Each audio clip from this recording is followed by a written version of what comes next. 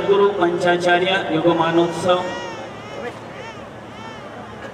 भावैक्य संमेलन संपूर्ण भारतभरातील वीरशैव लिंगायत समाजातील विविध संस्था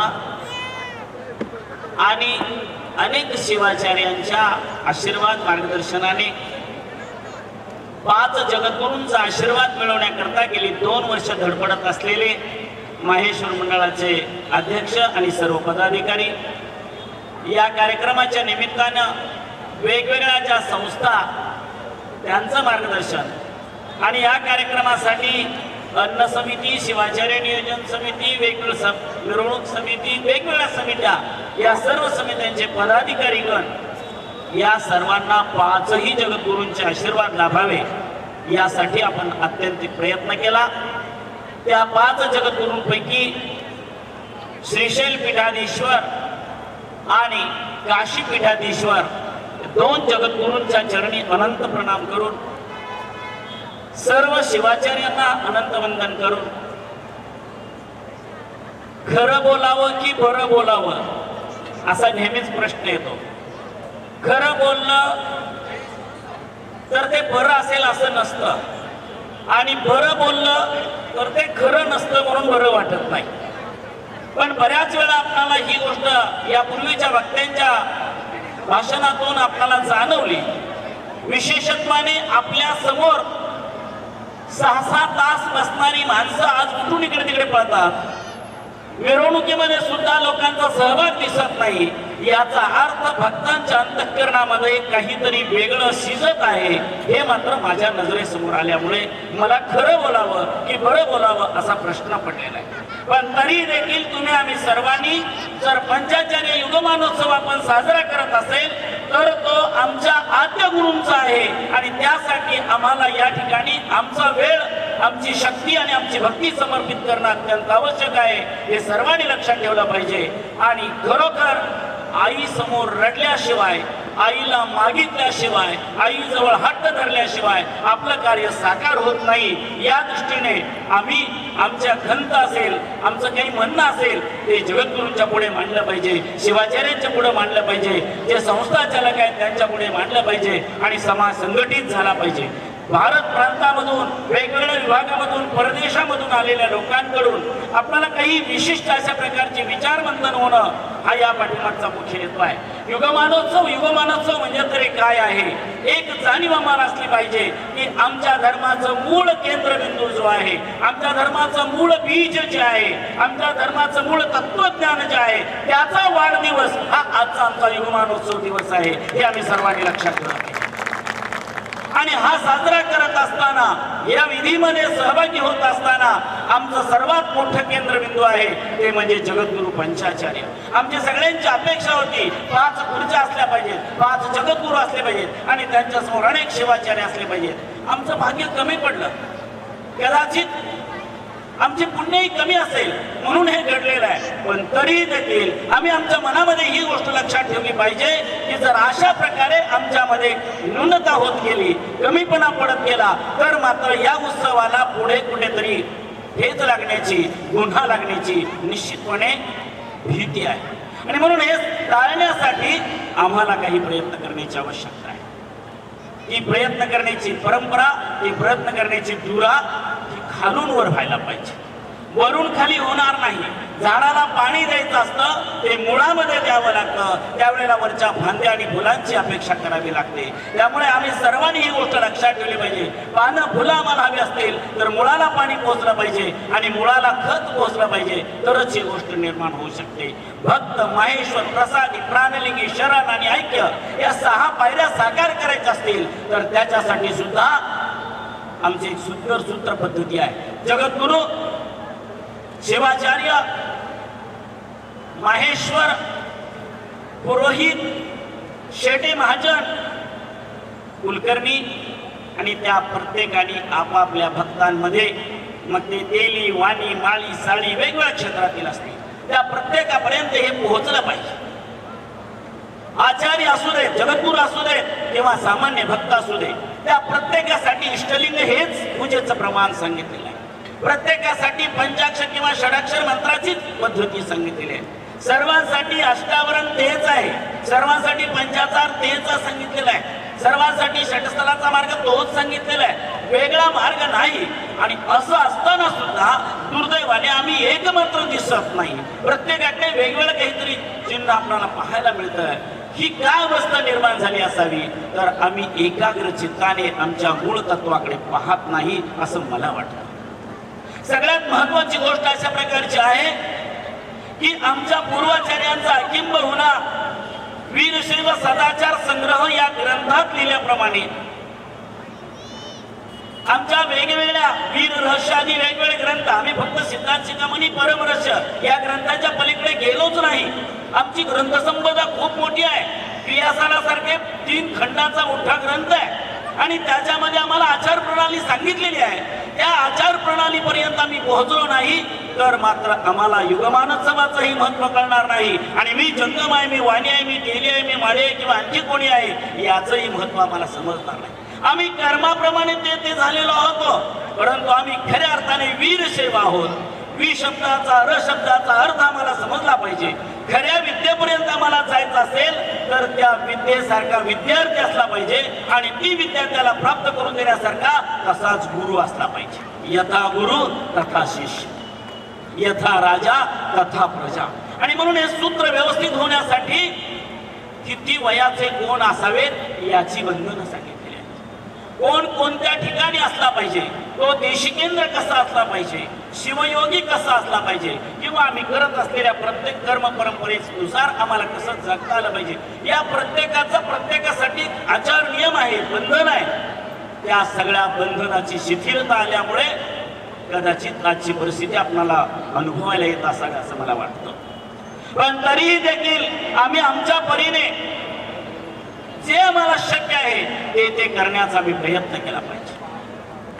आज आमचे तरुण शिवाचार्य धडपड करत आहेत, हे कार्यकर्ते धडपड करत आहेत. म्हातारे लोक सुद्धा त्यांना चालता येत नाही, बोलता येत नाही. अशा वेळेला धापा देत त्यांनी वरच्या मजल्यावर, तिसऱ्या मजल्यावर, चौथ्या मजल्यावर जिथे कुठे आहे तिथे 2 वर्ष ते प्रयत्न करतायत. एवढं सगळं केल्यानंतर 10-15 दिवसापूर्वी मात्र खरंच किती येणार हा प्रश्नच आमच्या समोर येता कामा नये. पंचाचार्य युगमानोत्सव आहे, पंचाचार्य यायला पाहिजेत आणि येणार आहेत असा दृढ विश्वास आमचा असला पाहिजे आणि तीच परंपरा प्रत्येकाने टिकवण्याचा प्रयत्न केला पाहिजे.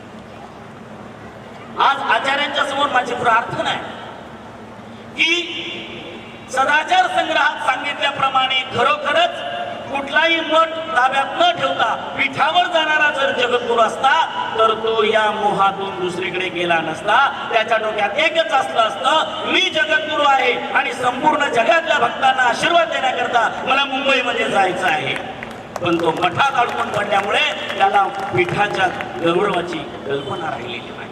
आणि म्हणून ही परंपरा तोडण्याचा प्रयत्न केला पाहिजे. ज्याला मठाधिकारी राहायचं आहे त्याने मठाचीच परंपरा सांभाळावी. महाराष्ट्रासाठी हे नियम आहे, इतर राज्यांना ते नियम नसावेत. महाराष्ट्रामध्ये आमच्या समोर ग्रंथ टाकले जातात, तुम्हाला 2 मठावर जाता येणार नाही, 3 मठ पाहता येणार नाही आणि 2-2 मठाचा 3-3 मठाचा पसारा सांभाळून आणि पीठावर उड्या मारणाऱ्या लोकांना आम्ही खांद्यावर घेऊन फिरायचं, युगमानोत्सव साजरा करायचा. हे काय नाटक आम्हाला करावं लागतं आहे. कधीतरी आम्ही उघड बोललं पाहिजे. प्रत्येक भक्ताच्या अंतःकरणामध्ये शिवाचार्यांबद्दल, जगद्गुरूंबद्दल, जन्माबद्दल आदर आहे. प्रत्येक सामान्य भक्तामध्ये सुद्धा तो आदर भाव आहे. आज मात्र दुर्दैवाने भक्तांच्या मनामधील भक्ती नष्ट झाली. माहेश्वरांच्या मनामध्ये शिवाचार्याबद्दलचं प्रेम नष्ट झालं, शिवाचार्यांच्या मनामध्ये जगद्गुरूंच्या बद्दलचं प्रेम नष्ट झालं. तर मग आम्ही काय साध्य केलं असा प्रश्न आमच्या समोर येईल. आणि म्हणून या सगळ्या प्रश्नांचं जर उत्तर आम्हाला कोणतं हवं असेल तर आता परदेशामध्ये जाऊन आमच्या धर्मसिद्धांताचा ओंकार, नकार, मकार, शिकार, वाकार, यकार याचा अत्यंत सूक्ष्मपणे अभ्यास करून जे तत्वज्ञान मगाशी आमच्या समोर सांगितलं ते तत्वज्ञान आम्हाला समजण्याची आवश्यकता आहे. जोपर्यंत आम्ही खरं तत्वज्ञान समजून घेणार नाही, जोपर्यंत आम्ही आमच्या धर्माचा मूळ गाभा काय आहे हे समजून घेणार नाही, तोपर्यंत आम्हाला आमच्या उचित साध्यापर्यंत जाता येणार नाही. आणि त्या साध्यापर्यंत जाण्याकरता जागृत आम्हा तुम्हा सर्वांना जागे करणारे, स्वतः जागे असलेले आणि या देशापेक्षा परदेशापर्यंत नवे नवे, देशातील नवे, परदेशातील नवे, जगभरातील प्रत्येक व्यक्तीच्या अंतःकरणामध्ये जीव तो शिवाचा अंश आहे, शिव हा तो जीव आहे, जीव शिवैक्यता ही सर्वांना समजली पाहिजे, अशा प्रकारचा विचार करणाऱ्या आचार्यांची आवश्यकता आहे आणि ती परंपरा निर्माण केली गेली पाहिजे. काशी जगद्गुरूंच्या योगाचा, काशी जगद्गुरू करत असलेल्या कार्याचा, काशी जगद्गुरूंनी केलेल्या त्यागाचा खऱ्या अर्थाने त्यांना योग्य अशा प्रकारचा मोबदला मिळण्याची आवश्यकता आहे. आज जगभरामधल्या कुठल्याही धर्मप्रमुखाकडे किंवा कुठल्याही धर्मगुरूकडे जेवढी ताकद नाही तेवढी ताकद ज्यांच्याकडे आहे, दिलीप पदापर्यंत जे गेलेले आहेत आणि आज खऱ्या अर्थाने विश्वविख्यात व्हायला पाहिजे, नोबेल पारितोषिक प्राप्त व्हायला पाहिजे, अशा जगद्गुरूंना कमीपणा देण्याचं काम सुद्धा त्यांच्या खुर्ची लावणाऱ्या माणसांनी जर करायचं असेल तर आपण त्याबाबत सावध झालं पाहिजे. जगद्गुरूंना सुद्धा आमची प्रार्थना आहे की कदाचित आमच्यासारख्या भोळ्या लोकांना काही कळलं नसलं तर राहू दे, आम्ही त्यातले अधिकारी असो किंवा नसू दे, पण आमच्या पुढे अजूनही मंडळी आहेत, त्याच्यामध्ये वडांगणीकर उठून गेले, औसेकर आहेत, ही सामान्य पोरं होती पण कान धरला तर ऐकणारी होती. आज तुमच्याच कानाला हात लावणारी माणसं निर्माण झाल्यामुळे आजच्या या युगमान उत्सवावर खूप मोठी काळोखी निर्माण झाली. जर अशा प्रकारचं कृत्य होत असेल तर जगद्गुरू म्हणून आमची तुम्हाला एवढीच प्रार्थना आहे की ज्या अधिकाराने तुम्ही सिद्धेश्वर लिंग शिवाचार्यांसाठी सांगलीमध्ये माझ्या समोर प्रयत्न केले आणि त्यांना बाजूला करून दुसरा बसवला, आता आपल्या समाजालाच घातक ठरत असलेल्या आणि दुसऱ्याच पीठावर उठून तिसरीच परत समस्या निर्माण करणाऱ्या लोकांना आम्ही जगद्गुरू म्हणून घ्यायचं का, हा सुद्धा सर्वात महत्वाचा भाग आमच्या समोर आहे. आणि म्हणून आमची एकच आपल्याला प्रार्थना आहे की या धर्म परंपरेला बाधा न येणाऱ्या अशा शुद्ध सात्विक वटूंना शिवाचार्य घ्या किंवा एखादा देशी केंद्रच नवीन घ्या, आमचं त्याची काही म्हणणं नाही, पण चांगल्या पद्धतीच्या जगद्गुरूंची या देशाला आवश्यकता आहे, या धर्माला आवश्यकता आहे. जगद्गुरू होत असताना ते फक्त एकट्या विजापूर जिल्ह्यातलेच असावेत, कर्नाटकातलेच असावेत असं काही बंधन असण्याचं कारण नाहीये.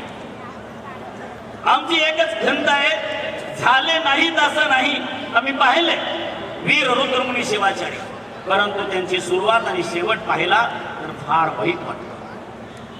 आपल्यामध्ये असलेला प्रांतवाद, भाषावाद, अनेक प्रकारचे वाद आहेत, या सगळ्या वादांना कुठेतरी आपण संपवलं पाहिजे आणि असा एक सुंदर नियम आपण तयार करावा की ज्यामध्ये महाराष्ट्रातला एक असेल, आंध्र प्रदेश मधला एक असेल, कर्नाटकातले भले 2 असतील, परंतु प्रत्येक प्रांतातल्या शिवाचार्यांना संधी मिळाली पाहिजे. आपण असंही म्हणू शकतो की अंबाजोगाई मठाच्याच महाराजांना केदारपीठावर बसवलं, शिराडोंच्याच महाराजांना कर्नाटकात केदारपीठावर बसवलं, हे दोन्ही मठ महाराष्ट्रातले आहेत नाही. माझी एक प्रामाणिकपणे भावना आहे, माझं तसं एक मत झालेलं आहे की महाराष्ट्रात भूकंप झाला, आम्ही सगळे तिथं फिरलो, मी स्वतः कुणाला काही दिलं नाही, परंतु भाजपच्या माध्यमातून 2 गाड्या घेऊन फिरलो आणि जिथं जिथं कोणी भेटतील त्यांना, मग त्याला मला लिंगायतानाच द्या असं म्हणता आलं नाही, जे जे होते त्यांना, मुसलमानांना सुद्धा आम्ही आमच्या जवळचं काही असेल ते दिलं, कुणाला वह्या दिल्या, पुस्तके दिले, धान्य दिलं, काही दिलं.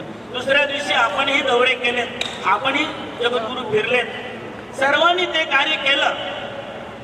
त्यानंतर लगेच दुसऱ्या वर्षी कर्नाटकामध्ये पूर आला. कर्नाटकाच्या पुरामध्ये सुद्धा अनेक अडचणी आल्या आणि त्यावेळेला लगेच जगद्गुरूंनी लाखाच्या पटीने त्या लोकांना देण्याचं कार्य केलं. काही मंडळी लगेच भूकंपग्रस्त भागातले म्हटले, बघा जगद्गुरूंनी तिथं दिलं, इथं दिलं नाही. आम्ही म्हटलं असं नाहीये, तुम्हाला सर्व प्राप्त झालं होतं, महाराष्ट्र सरकारकडून मिळत होतं, जिथं मिळतच नाही तिथे देण्याचा कार्यक्रम केलेला आहे. तरी सुद्धा मनात अशी भावना निर्माण झाली की कर्नाटकामधल्या महाराजांना, कर्नाटकातल्या भक्तांबद्दलचं प्रेम निर्माण झालं आणि महाराष्ट्रावर कमीपणा केलेला आहे, असं काही विकृती निर्माण होते आहे, त्याबद्दल आपण जागृत झालं पाहिजे. मी औषधकर महाराजांना हे सांगितलं आणि हे असं नाही आहे, असं कुठल्याही प्रकारचा भेद आपल्या मनामध्ये येता कामा नये. पंचाचार्य हे भारतभरातल्या नव्हे जगभरातल्या सगळ्यांचे गुरु आहेत, त्यांच्या मनामध्ये असा कुठलाही भाव नाही. थोड्या दिवसामध्ये जगद्गुरूंनी विद्यार्थ्यांना शिष्यवृत्ती देण्याचा संकल्प केला आणि त्या संकल्पामध्ये महाराष्ट्रातल्या अनेक लोकांना, आम्ही सुद्धा जिल्ह्याची पात्रता दिली असताना दुसऱ्या जिल्ह्यातल्या विद्यार्थ्यांना सुद्धा जगद्गुरूंनी दिल्यानंतर लोकांच्या मनातला गैरसमज दूर झाला. काशी जगद्गुरूंच्या मनामध्ये असलेल्या धर्माबद्दलचा भाव, काशीची गुरु जगद्गुरूंच्या मनामध्ये असलेल्या भक्तांच्या बद्दलचा भाव, विद्येबद्दलचा भाव. अनेक लोक अशा प्रकारचे आहेत, काही विधवा आहेत, काही विधूर आहेत, काही अनाथ आहेत. याबद्दलचा भाव जो आहे, जे त्यांच्या मनात आहे ते पाचही पीठाच्या मनात निर्माण झालं पाहिजे. काशी पीठाकडे काही भोर मोठी संपदा नव्हती, आता ती निर्माण झालेली आहे. आमच्या सगळ्या पीठांना आम्हीच देणार आहोत, आम्हीच द्यायचं आणि आम्हीच घ्यायचं. फक्त तो संकल्प युगमानोत्सवाच्या निमित्ताने चांगल्या पद्धतीचा व्हावा, अशा प्रकारची आपली धारणा आहे. दुसरी गोष्ट अत्यंत महत्वाची आहे, ती म्हणजे महाराष्ट्राची जरी राजधानी असली तरी सुद्धा मुंबई नगरीमध्ये वेगवेगळ्या प्रांतातले लोक येतात. आमचे हेबळे साहेब इथं आहेत, फेनी साहेब आहे, अनेक लोक आहेत वेगवेगळ्या भागातून येणारे, प्रचंड श्रीमंत आहेत, वेगवेगळ्या संस्था आहेत. त्यांच्या माध्यमातून सुद्धा हे कार्य होऊ शकतं. जर महाराष्ट्र, आंध्र, कर्नाटक असा जर भेद आमच्या मनामध्ये ठेवला तर मात्र आमचं भावैक्य होणार नाही. आणि म्हणून आम्ही सर्वांनी जेवढे भक्त इथं आलेली बरीचशी मंडळी आहे, त्यांना माझं मराठी काही कळतही नसेल, पण तरी देखील त्यांच्या मनामध्ये एक भाव आहे की मुंबईमध्ये होत असलेला हा सोहळा वीरशैवांचा आहे, अखिल भारतीय वीरशैवांचा आहे, 5 जगद्गुरूंचा आणि अनेक शिवाचार्यांचा दर्शनाचा योग या निमित्ताने होतो आहे. त्याच वेळेला आपल्यातील काही गरीब मंडळी आहेत, त्यांचीही जनगणना चालू आहे. या मंडळीकडून ते कार्य होत आहे. या जनगणनेच्या माध्यमातून सरकार समोर सुद्धा एक आपला प्रभाव केला पाहिजे की ही जागा हिंदू मिलला आंबेडकरांचं स्मारक बांधून मिळणार आहे. मग आमच्या घाटकोपरच्या जागेवरती वीरशैव माहेश्वर समाजासाठी बहुउद्देशीय अशा प्रकारचं सभागृह शासनाने का बांधून देऊ नये, असाही विचार या निमित्ताने झाला पाहिजे. शासनावर सुद्धा आमचा प्रभाव असला पाहिजे. लक्षात ठेवा, ज्यांनी काही देत नाहीत, तर बुडवी करतात किंवा ज्यांना सवलती आहेत अशांना सरकार देतं. आम्ही सगळे लोक पाणीपट्टी भरतो, कर देतो, टॅक्स भरतो, इन्कम टॅक्स भरतो. अशा लोकांकडे जर शासन दुर्लक्ष करत असेल तर त्यांना कान धरून बोलवण्याचं, त्यांना जागृत करण्याचं कार्य जगद्गुरू आणि शिवाचार्यांच्या माध्यमातून होऊ शकतं. म्हणून या भावैक्य संमेलनाचा, युगमानोत्सवाचा खूप मोठा फायदा आपल्याला करून घेता आला पाहिजे. अनेक गोष्टी आपल्या समोर आहेत. आपल्या समाजामध्ये विकृत कर्म करणारी काही माणसं असतील तर त्यांना जागृत करण्याचं, त्यांना सुसंस्कृत करण्याचं सुद्धा याच माध्यमातून आपल्याला एकत्रित येण्याचं खूप मोठं साधन आहे आणि त्याचा योग्य पद्धतीने आपण उपयोग करून घेतला पाहिजे. आज मितीला जे वेगवेगळ्या प्रांतातून आलेली मंडळी आहेत त्या सगळ्यांच्या डोक्यामध्ये एकच गोष्ट असली पाहिजे की मुंबईमध्ये वीरशैवांचं शासन निर्मित अशा प्रकारचं सुंदर बहुउद्देशीय सभागृह झालंच पाहिजे. यासाठी आम्ही सर्वांनी आग्रह धरला पाहिजे आणि शासनाने आम्हाला ते दिलंच पाहिजे. का देऊ नये? इतरांना दिलं जातं, मग आम्हाला का मिळू नये? एक सुंदर अशा प्रकारची ही इमारत जैन समाजाने निर्माण केली आणि म्हणून हा आपण कार्यक्रम इथे करू शकलो. उद्या आम्हाला सुद्धा अशा प्रकारचं काम करायची, इतरांना संधी देण्याची एक चांगल्या प्रकारची इमारत त्या ठिकाणी व्हावी या दृष्टीने प्रयत्न करावा. या निमित्ताने अनेकाच्या परीने कार्यक्रम करतील. मी या माहेश्वर मंडळाला घाटकोपरमध्ये जी जागा आहे त्या जागेच्या जीर्णोद्धारासाठी किंवा शासकीय अनुदानाच्या दृष्टीने आपल्याला काय करावं लागेल त्या दृष्टीने, कारण बऱ्याच वेळा असं होतं शासकीय अनुदान दिलं की ती जागा शासनाला द्यावी लागते अशी एक धारणा झालेली आहे. परंतु ते तसं इतकं कठीण नाही आहे. लक्षात ठेवा, पहिल्यांदा आपण ती द्यायची आहे आणि नंतर त्याचं निगा, दुरुस्ती, पुढची वहिवाट हे आपल्या ट्रस्टला परत करून घ्यायचे आहे. त्या पद्धतीचे व्यवस्थित कागद जर आपण जुळवले तर ती सुद्धा अडचण येत नाही. त्याही दृष्टीने आम्ही सर्वांनी प्रयत्नशील राहिलं पाहिजे. आमच्या समाजातील वेगवेगळ्या क्षेत्रात प्रावीण्य असलेल्या सर्व लोकांची सुद्धा आपण या निमित्ताने सांगड बांधली पाहिजे. अनेक प्रांतातून आलेल्या, वेगवेगळ्या पदावर असलेल्या, संघटित कार्य करत असलेल्या अशा अनेकांना एकत्रित घेऊन हे कार्य करण्याची आवश्यकता आहे. कदाचित हे माहेश्वर मंडळाचं म्हणून काही भक्तांच्या मनामध्ये बाबा त्यांचं काय चाललेलं आहे असा भाव जरा झाला असेल तर तोही त्यांनी दूर केला पाहिजे. आणि आम्ही सगळे एक आहोत. जंगम हा गुरु आहे आणि गुरुचा कार्यक्रम त्यामध्ये भक्तांचा मोठ्या प्रमाणात सहभाग असला पाहिजे. या वेळेला महाराष्ट्र वीरशैव सभा, शिवा संघटना, या भूमीमध्ये असलेल्या वेगवेगळ्या गवळ्यांची संघटना, गुरुवांची अनेक संघटना आहेत. या संघटनेची बरीचशी मंडळी आज अनुपस्थित दिसते. त्या सर्वांना या निमित्ताने तुमच्या कानातून तुमच्या मुखातून त्यांच्यापर्यंत जावा अशा प्रकारचा संदेश की सज्जन हो, पहिल्यांदा गुरुची सेवा, गुरुभक्ती ठेवा, सर्व भक्तांचं कल्याण होणार आहे. मी सुद्धा बोलण्याच्या ओघात जगद्गुरूंना किंवा शिवाचार्यांना थोडं जास्त बोललं असेल तर त्याबद्दल पहिल्यांदा माफी मागतो. परंतु पोटतिडी काय आहे हे एकदा प्रकट करण्यासाठी म्हणून मी बोललेलो आहे. आपणा सर्वांनाच खऱ्या अर्थाने भावैक्य साधायचं आहे आणि पंचाचार्यांचा युगमानोत्सव हा पंचाचार्य परंपरेप्रमाणे झाला पाहिजे, पंचाचार्यांच्या गौरवाप्रमाणे झाला पाहिजे. तशा प्रकारचं सामर्थ्य आणि आशीर्वाद जगद्गुरूंनी द्यावे, शिवाचार्याने द्यावे अशी भावना व्यक्त करू हे वाक्पुष्प श्री चरणी समर्पित. ओम शांती.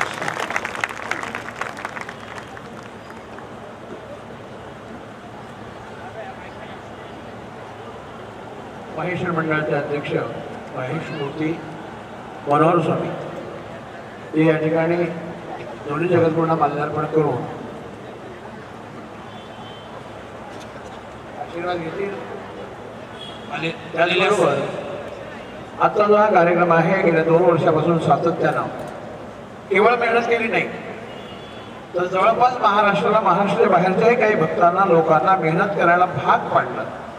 आणि हा जो काही गुणधर्म आहे हा अध्यक्षांच्या ठाई असल्यामुळं न भूतो न भविष्याच्या असा कार्यक्रमाचा आनंद सोहळा मुंबई नगरीमध्ये